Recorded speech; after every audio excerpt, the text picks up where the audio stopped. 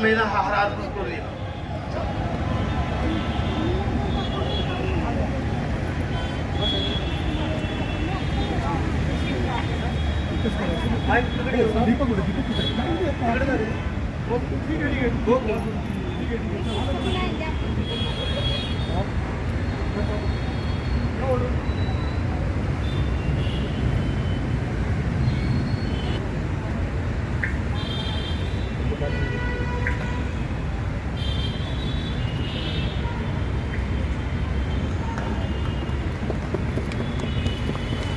माता रमाईचा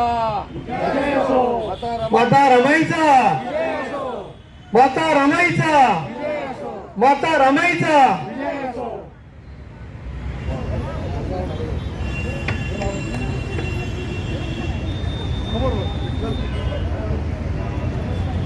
आत्ताच राष्ट्रसंत तुकाराम महाराज यांचे वंशज डॉक्टर सदानंद मोरे साहेब यांनी रमाईला वंदन केलेलं आहे. मी या ठिकाणी मोरे साहेबांना नम्रपणे एवढंच सांगू इच्छितो, जगाला ऊर्जा देणारं प्रेरणा केंद्र या ठिकाणी उभं करण्याचा आमचा सर्वांचा प्रयत्न आहे. अधूनमधून मोरे सर मला इथं भेटत असतात. मी पळत पळत जाऊन म्हणलं सर मी विठ्ठल गायकवाड, म्हणजे ते इथं येतात, म्हणजे या मायभूमीमध्ये त्यांचे पाय लागलेले, तर ते सातत्यानं त्यांचा फक्त रमायचंच नाही सर्वांग अभ्यास.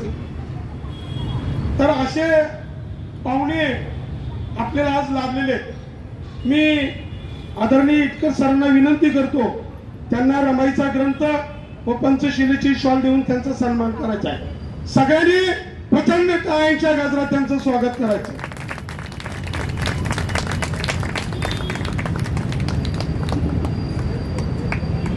पुढील कार्यक्रमाला वळण्याच्या आधी आपण अत्यंत प्रतिष्ठेचा रमाई रत्न पुरस्कार दीपक पायगुडे आणि लताताई राजगुरू यांना संत साहित्याचे अभ्यासक, माजी साहित्य संमेलनाध्यक्ष, अखिल भारतीय मराठी साहित्य महामंडळाचे अध्यक्ष डॉक्टर सदानंद मोरे यांच्या शुभ हस्ते आपण या दोघांना पहिलं पुरस्कृत करूया आणि मग पुढचा कार्यक्रम आपण सुरू करूया. तुमचं चालू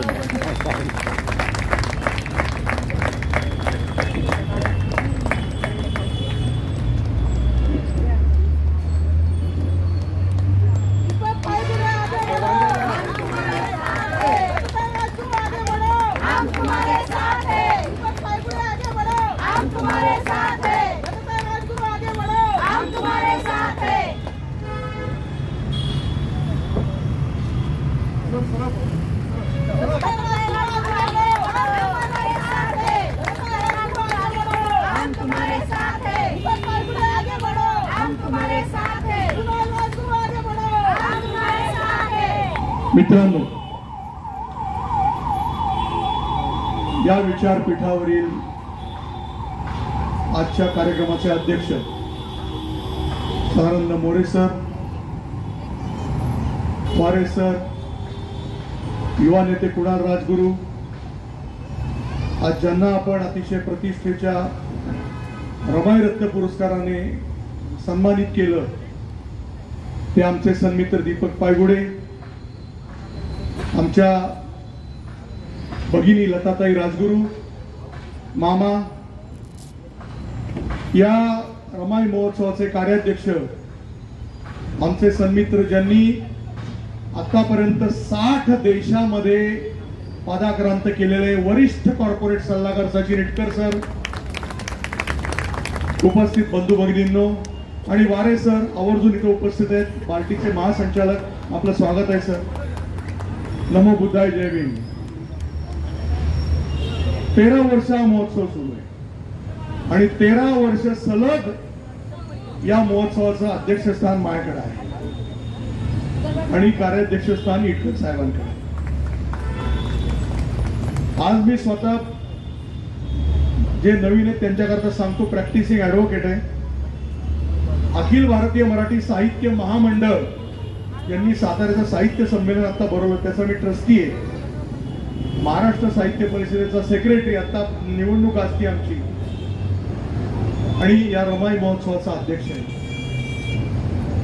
आज तुम्हाला सांगतोय 13 वर्षामध्ये अतिशय थोर मान्यवर मंडळी इथे येऊन गेलेली आहे. इटकर विठ्ठलानं आमचं एकच ब्रीद आहे इथं. कुठल्याही जाती पंथाचा माणूस इथं असो, त्याचं स्वागत आहे, त्याचा सन्मान आहे.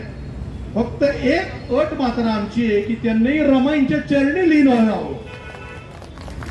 पुण्याचं भूषण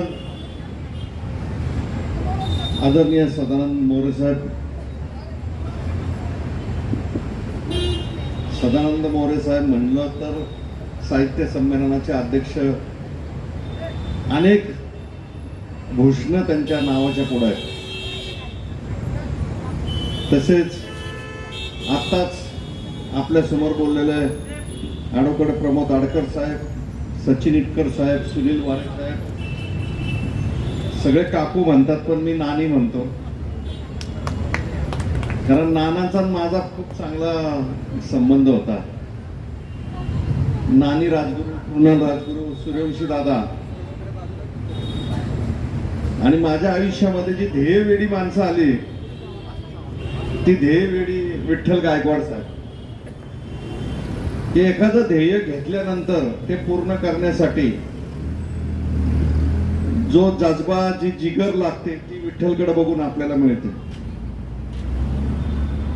आणि आज मला त्यांनी पुरस्कार देऊन, त्यागमूर्ती रमाई मातांचा पुरस्कार देऊन मला सन्मानित केलं, त्याबद्दल मी सगळ्यांचा मनापासून धन्यवाद देतो. मी नेहमी म्हणतो आम्ही पुरस्काराचे धनी नाही, आम्ही तिरस्काराचे धनी.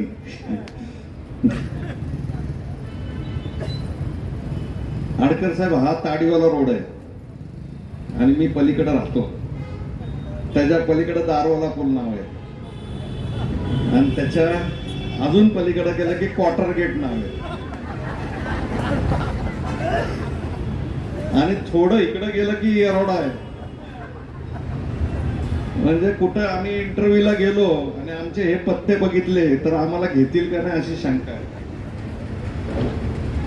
तर अशा वातावरणामध्ये परमेश्वराने किंवा समाजाने आम्हाला भरभरून दिलं. जर विठ्ठल समोर एखाद्याने कागद दिला आणि विठ्ठलला सांगितलं की तुमच्या कथा लिहा म्हणून, तर विठ्ठलकडे लिहिण्यासारखं खूप आहे सर. म्हणजे मी माझ्या आयुष्याच्या प्रवासामध्ये पुण्यामध्ये मध्यंतरी महापौर नव्हते इटकर साहेब. म्हणजे फार वर्षभरात सगळ्यात जास्त फोटो कोणाचे छापून येत असतील तर विठ्ठल गायकवाडांचे, प्रमोद आडकरांचे, सचिन इटकरांचे. ही ध्येयवेडी माणसे, ही इतके कार्यक्रम समाजासाठी करत असतात, झटत असतात.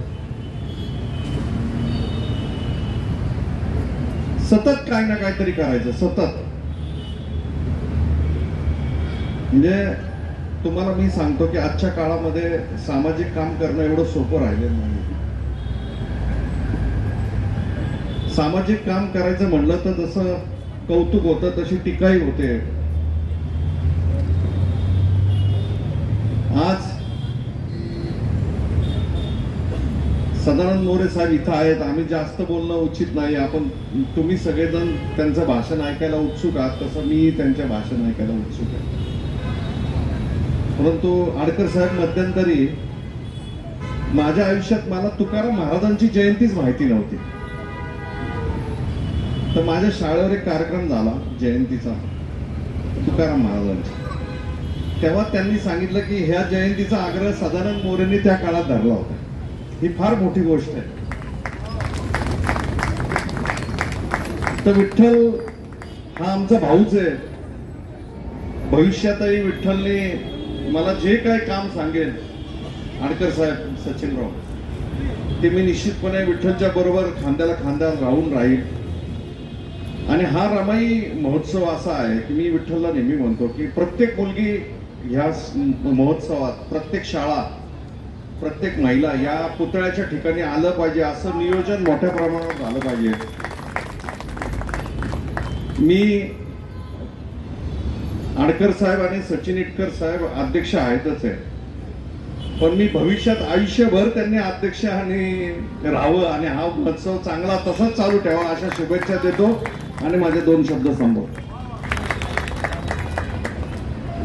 सर्व महापुरुषांना अभिवादन करून आज महामाता रमाई भीमराव आंबेडकर यांच्या 129व्या जयंतीनिमित्त आपणा सर्वांना हार्दिक हार्दिक शुभेच्छा देते. कारण की आज महामाता रमाई भीमराव आंबेडकर रमाई रत्न पुरस्कार मला देण्यात आलेला आहे. त्या कार्यक्रमाला उपस्थित असलेले आमचे मराठी साहित्य संमेलनाचे डॉक्टर सदानंद मोरे साहेब यांच्या हस्ते मला तो देण्यात आलेला पुरस्कार आहे. त्यामुळे मी माझं भाग्य समजते की एवढ्या थोर माणसाच्या हस्ते मला हा पुरस्कार मिळाला. खरोखर मी त्यांचं धन्यवाद करते. व्यासपीठावर असलेले महामाता रमाई भीमराव आंबेडकर स्मारक समितीचे अध्यक्ष आदरणीय प्रमोदजी आडकर साहेब, तसेच आमचे दुसरे सचिनजी इटकर साहेब,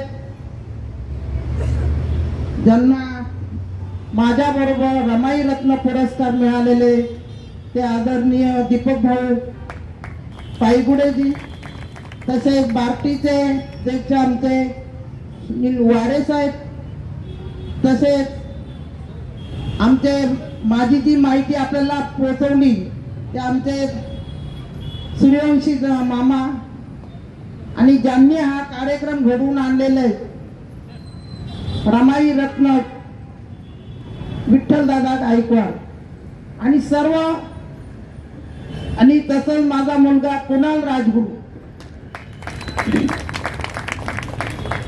सन्माननीय विचार मंच आणि इथं उपस्थित असलेले सर्व माझ्या बंधू आणि भगिनींनो, खरं वास्तविक मला आतापर्यंत बरेच पुरस्कार मिळाले, परंतु रमाई रत्न पुरस्कार मला मिळतोय हे मला खूप आनंद होत आहे.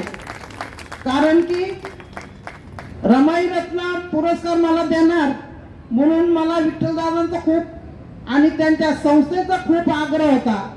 आणि मी विठ्ठलदादांचं आणि त्यांच्या सर्व विटकर दादा असतील, त्यांचे सर्व सभासद असतील, त्यांचं मी पहिल्यांदा धन्यवाद करते आणि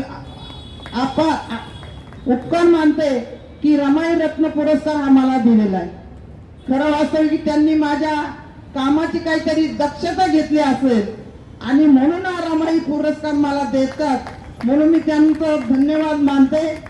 रमाई रत्न पुरस्कार ज्या वेळेस 2013 मध्ये रमाईंचा पुतळा उभा करण्यात जे माझे मिस्टर दयाराम राजगुरू यांची खंत होती, या ताडीवाला रोडला रमाईंचा पुतळा बसवायचा, परंतु काही कारणास्तव तो अर्धा पुतळा जो बसवला होता तो त्याच्यामध्ये काही त्रुटी निघाल्या आणि त्याच्यामुळं आपण त्यांचं जे राहिलेलं काम होतं ते आम्ही हाती घेतलं.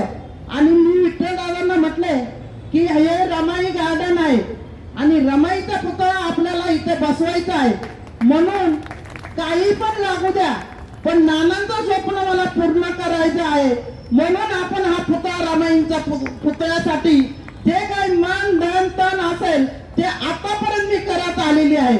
आणि म्हणून मी विठ्ठलदादांचं आणि त्यांच्या सर्व सभासदांचं मी पहिल्यांदा आभार मानते. कारण की ह्या वाड्या कॉलेजच्या समोर हा रमाईंचा पुतळा आपण भारतामध्ये हा पहिला पुतळा आपण बसवलेला आहे.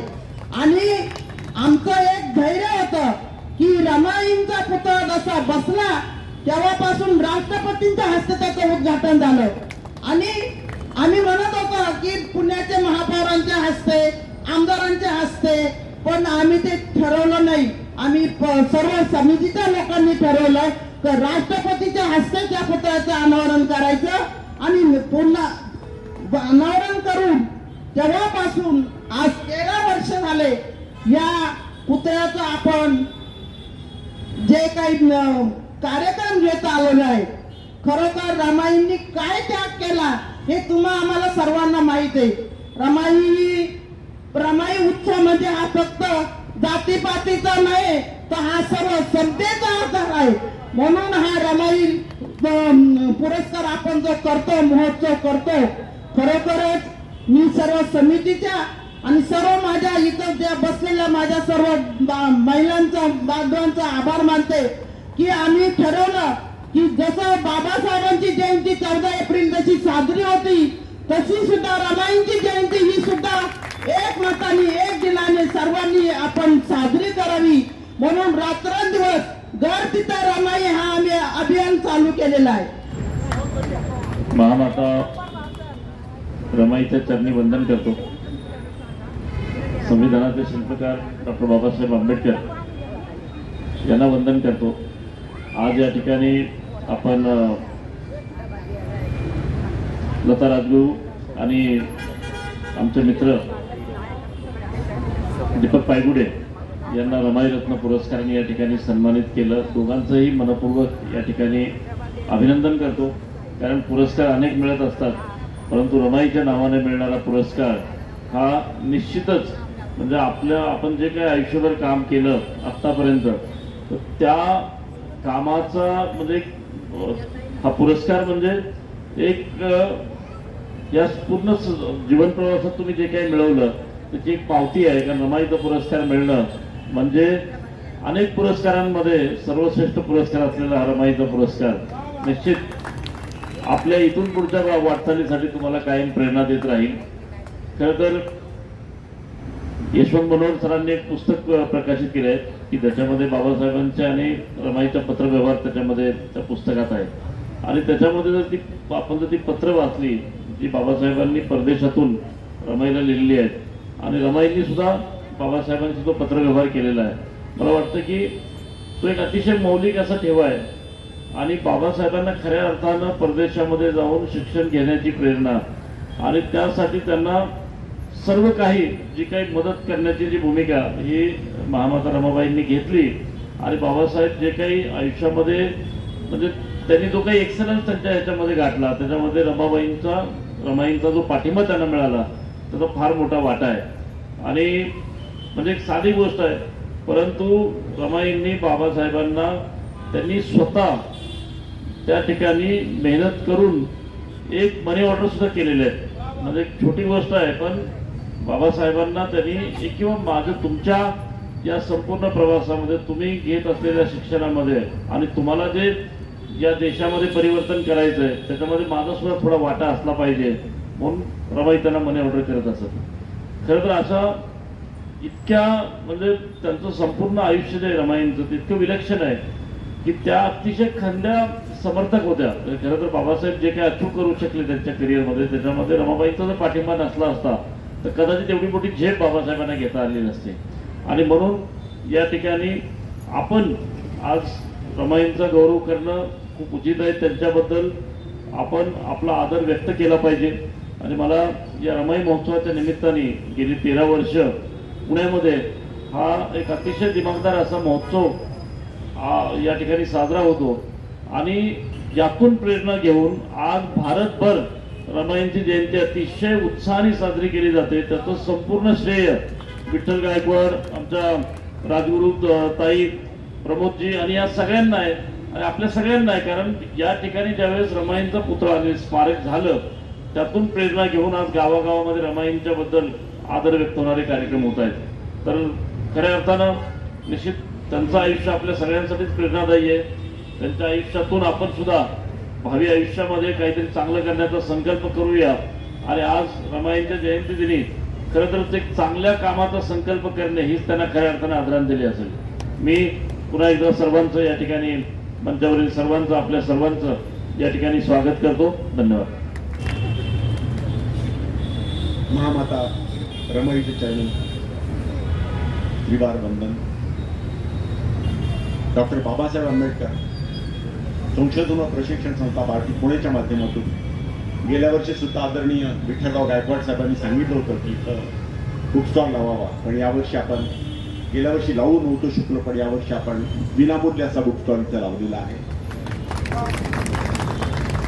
आणि ही जी काही महामाता रमाईच्या नावाचं त्यागमूर्ती रमाईचं जे विचार आहे ते सर्वसामान्यांच्या पर्यंत पोहोचावे म्हणून घर देते रमाई हा जो काही उपक्रम सुरू केलेला आहे तो असाच सुरू राहील आणि त्याच्या अनुषंगानं बार्टी आपल्या परीनं जे काही योगदान आवश्यक लागेल और ॲज पर रिक्वायरमेंट आम्ही सगळेजण आपल्या सगळ्यांच्या बरोबरच आहोत.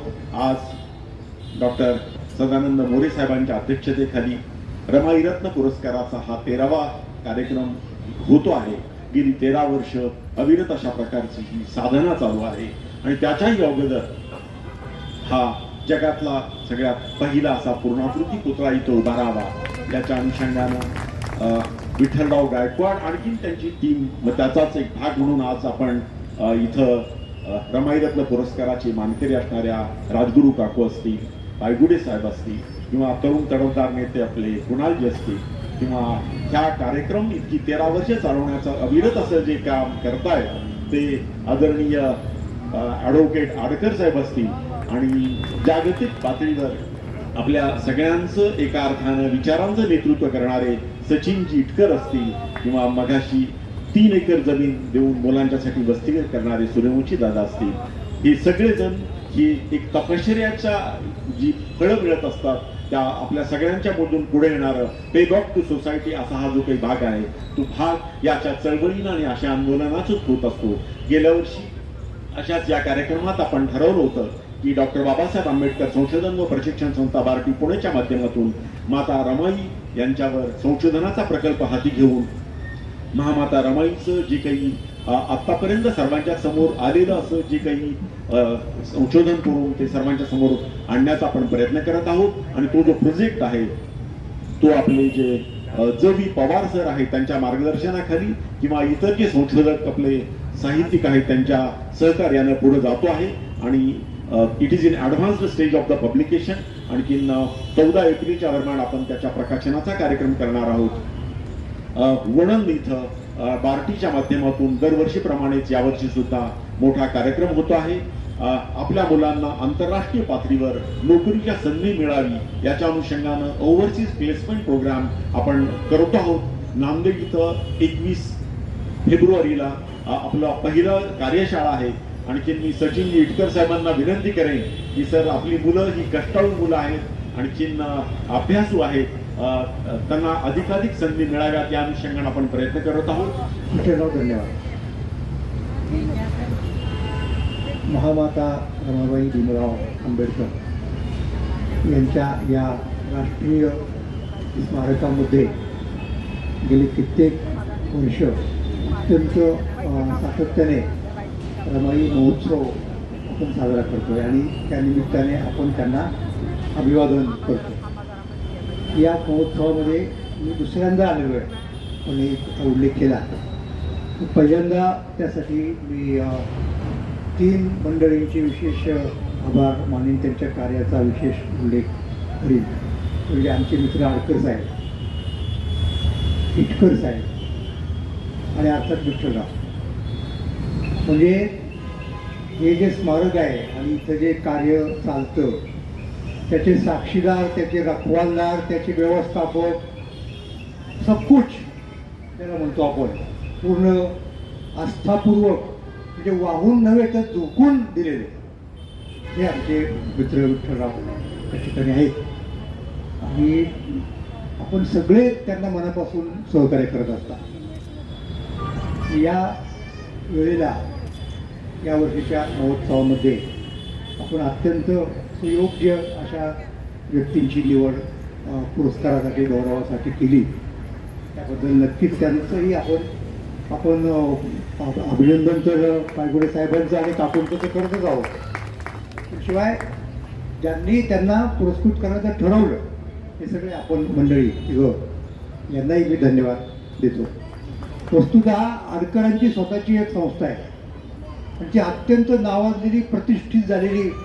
त्यांना आणखीन काही वेगळं करण्याची खरंच गरज नव्हती. नसतं केलं तरी काय त्यांना कोणी नावं ठेवली नसती.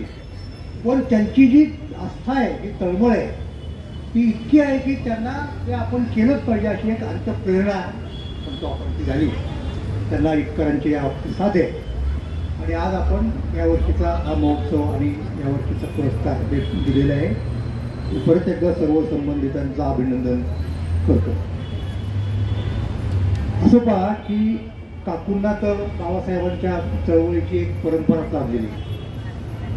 तसं आपण माझा उल्लेख केला की व तुकाराम महाराजांचे वंशज, म्हणजे वंशज म्हणजे नुसते वंशज असून नाही, काही एक केलं तर ते वंशज असणं अर्थ आहे ना.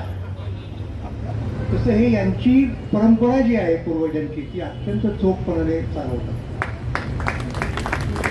आणि दीपक दादांचं एक वेगळं वैशिष्ट्य तुमच्या लक्षात आणून देतो मी, की एखादा माणूस राजकारणात पडला आणि राजकीय पद मिळालं तर ते शेवटपर्यंत तो सोडायला कधीच तयार होत नाही. माझ्या माहितीप्रमाणे पुण्यात असे 2 लोक, त्यातले एक दुर्दैवाने आपल्याकडे नाही आहे, की जे राजकारणामध्ये अतिशय चांगल्या ठिकाणी असताना त्याने राजकारणाला रामराम ठोकला आणि खऱ्या अर्थाने सामाजिक काम सुरू केलं.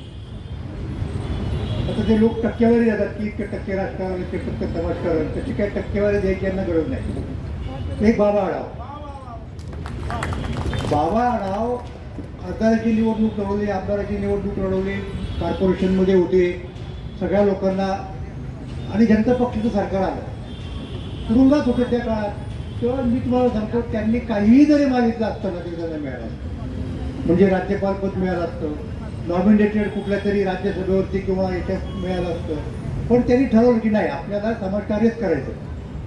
तसं दीपकरावांचं आहे. आणि त्यांनी इतक्या पद्धतीने, म्हणजे लोक एक वेळ आमदारांना विसरतील, म्हणजे सत्तेमध्ये असणाऱ्या, पण पायगुळे साहेबांना कुणीही विसरणार नाही, हे आपल्या सगळ्यांना माहिती आहे. तेव्हा अतिशय चांगल्या प्रकारचे पुरस्कार या ठिकाणी दिले गेले.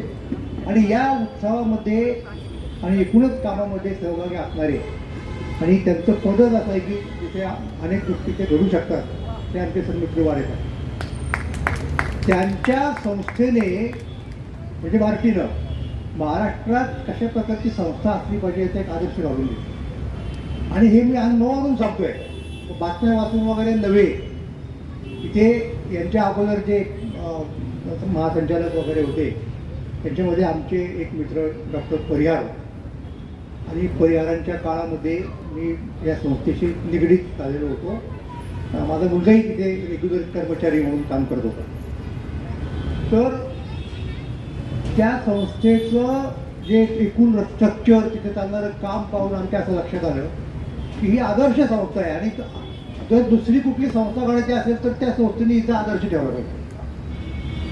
आणि ह्याचं कुठे प्रत्यंतर आलं मग, ज्या वेळेला मराठा समाजाने आरक्षणाची वगैरे मागणी केली आणि त्यासाठी सरकारने ठरवलं की आरक्षण द्यायचं समजा, आणि नुसतं आरक्षण देऊन चालणार नाही, आरक्षित जागासाठी जरी आपल्याला काही करायचं म्हटलं तर एक किमान तर पात्रता लागते की नाही, डिग्री लागते, आणखीन काही गोष्टी लागतात.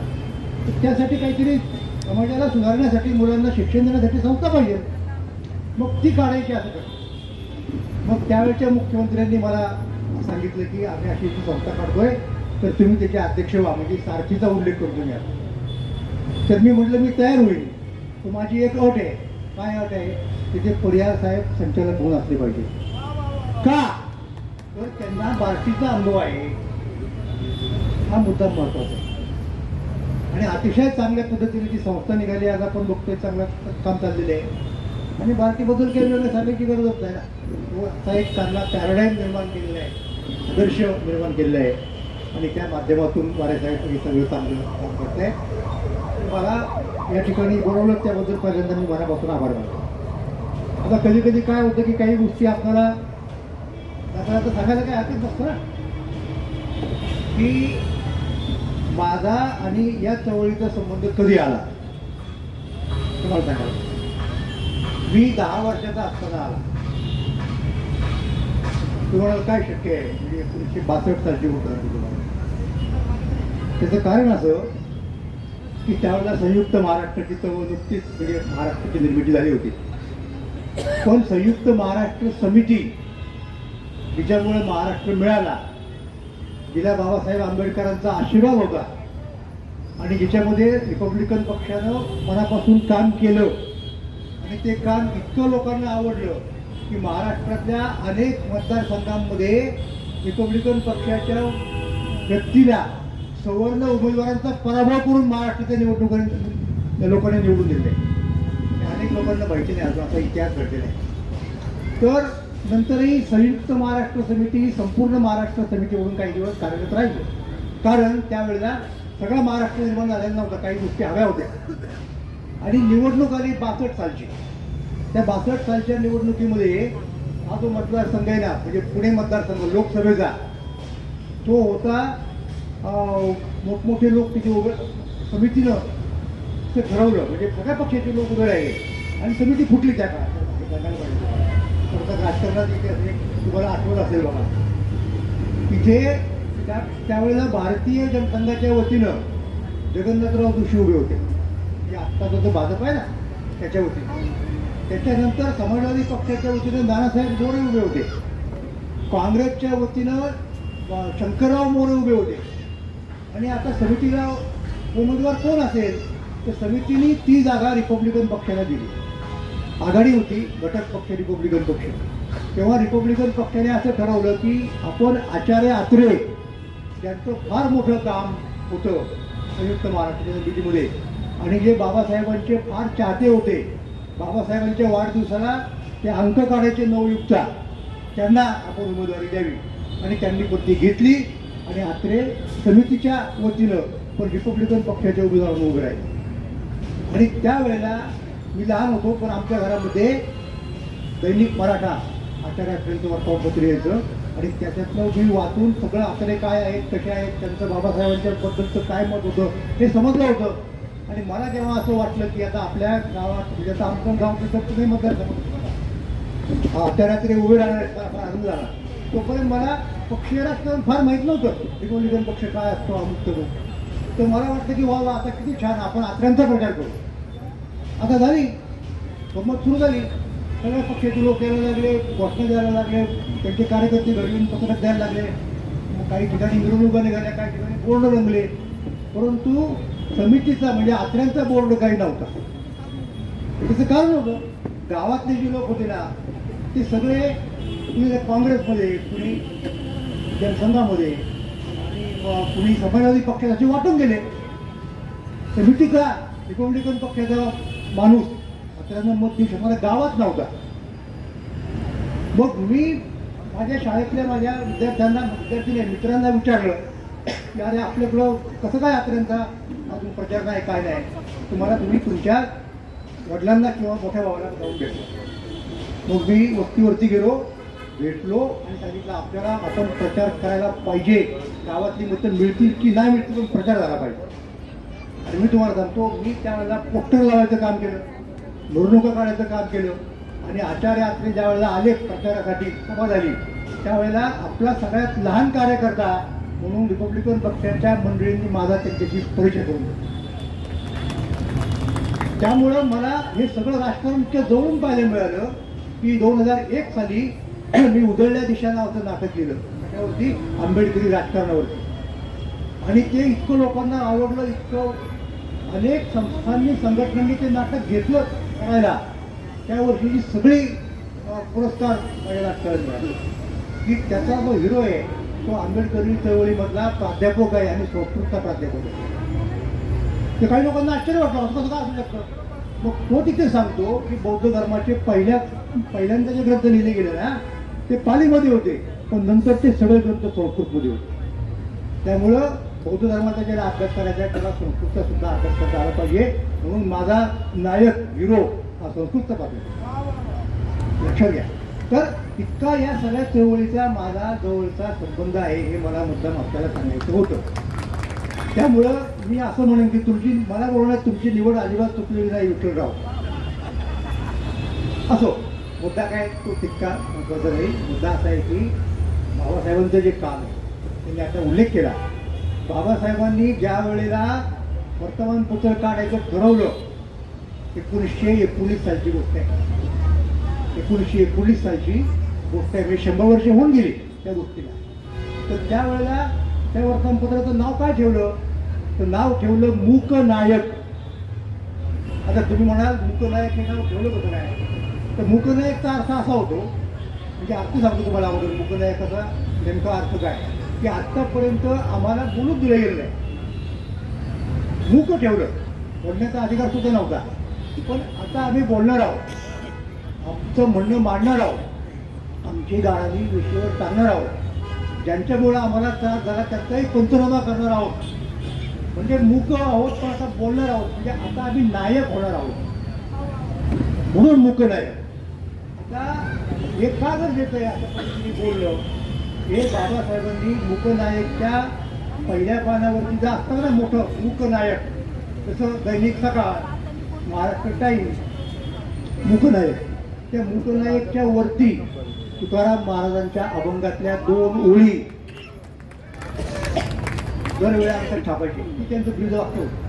म्हणजे बाबासाहेबांच्या चळवळीचं पहिलं ब्रीदवाक्य तुकाराम महाराजांनी दिलेलं आहे. आणि काय वाक्य आहे ते असं आहे, अभंग आहे, काय आता करू धरून या भीड, ऐकावं ना अभंग, काय आता करू धरून या भीड, निशंक हे तोंड वाजवले. इथून पुढे आम्ही भीड ठेवणार नाही, जे बोलायचं ते बोलणार. का? कारण गप्प राहून काय मिळत नाही. नवे जगी कुणी मुकयाचा जाणत, मुक्या माणसाला जगात कुणी विचारत नाही. सार्थक लाजून इथं नव्हे, लाजून गप्प बसून चालणार नाही, बोललं पाहिजे. हे बोलण्याची प्रेरणा बाबासाहेबांना त्यांनी दिली. आणि बाबासाहेबांच्या संपूर्ण साहित्यामध्ये, वाचनामध्ये तुम्हाला सांगतो, तुकाराम महाराजांचे अभंग कितीतरी वेळेला म्हणजे अगदी फार त्याला आपण काय म्हणतो क्रुशियल मुद्दा होतो का, निर्वाणीचा मुद्दा होतो की महात्मा गांधी अहिंसेचे पुरस्कार करते. आता बाबासाहेब बौद्ध धर्माचे उपासक, भगवान बुद्धांना मानणारे, ते अहिंसेचे पुरस्कार. मग आता गांधींची अहिंसा आणि बाबासाहेबांची अहिंसा, एकदा पत्रकारांनी प्रश्न विचारला की तुमच्या दोघांच्या आयुष्यामध्ये फरक काय? तुम्ही ज्या अर्थी गांधींची अहिंसा स्वीकारत नाही त्या अर्थी बुद्धाची स्वीकारता, मग बुद्धांची अहिंसा आणि गांधींच्या अहिंसातला फरक सांगा. तर तो फरक बाबासाहेबांनी तुकाराम महाराजांच्या अभंगातून सांगितला. तुकाराम महाराजांचा अभंग काय आहे? तो असा आहे, दया तिचे नाव भूतांचे पालन. दया म्हणजे काय? करुणा म्हणजे काय? की सगळ्यांना सुखी ठेवणं, त्यांना मदत करणं, भूतांचे पालन. अनिक निर्दळन कंटकाचे, त्याचबरोबर जे लोक वाईट आहेत, दुष्ट आहेत, त्यांचा बंदोबस्त करतो. तर बाबासाहेब म्हणतात की गांधींच्या आयुष्यामध्ये यातला अर्धाच भाग आहे भूतांचे पालन. तुकोबांचे आयुष्य व्यापक आहे, पण हे देखील तुकोबांच्या आयुष्यात बसतं आणि अनिक निर्दळन कंटक. तर हे तुकोबांच्या आधारे बाबासाहेब म्हणतात. आणि एकदा बाबासाहेबांना विचारलं बरं, हे फार इंटरेस्टिंग आहे साहेब, की तुमचं मराठी साहित्याबद्दल मत काय? बाबासाहेब काय म्हणले असतील? ते म्हणले ज्ञानेश्वरांची ज्ञानेश्वरी आणि तुकाराम महाराजांची गाथा ही 2 पुस्तकं ठेवून बाकी सगळी मराठी पुस्तकं बुडवणे तरी काही फरक पडणार नाही. आता किती वाटेल लोकांना, पण एवढी बाबासाहेबांना संत साहित्याबद्दलची आस्था होती. आणि का होती? तर हे सगळं साहित्य त्यांनी त्यांच्या बालपणी त्यांच्या वडिलांच्याकडनं ऐकलेलं होतं. या पुस्तकात सुद्धा रमाईच्या चरित्रामध्ये त्याचा उल्लेख आहे. कसा उल्लेख आहे बघा? उल्लेख असा आहे की